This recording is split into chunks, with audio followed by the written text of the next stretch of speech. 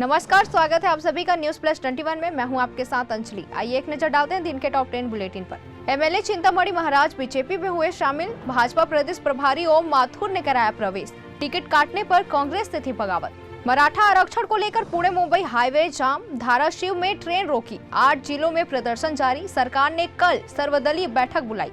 सचिन पायलट का सारा से तलाक। चुनाव में दिए एफिडेविट में लिखा तलाकशुदा। 19 साल पहले हुई थी शादी। आतिशी बोली 2 नवंबर को केजरीवाल गिरफ्तार हो सकते हैं। इसके बाद झारखंड, केरल और तमिलनाडु के सीएम का नंबर। तेजस्वी यादव भी कतार में।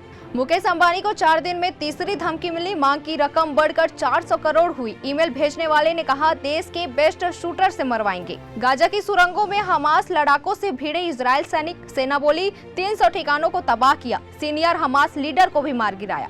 एप्पल के नए मैकबुक और आई मैक लॉन्च। नई M3 चिप वाले 14 इंच मैकबुक प्रो की शुरुआती कीमत 1.69 लाख रुपए है। एम्स के गोरखपुर में 142 पदों की निकली भर्ती। अधिकतम आयु सीमा 50 साल। सैलरी 1.5 लाख से ज्यादा।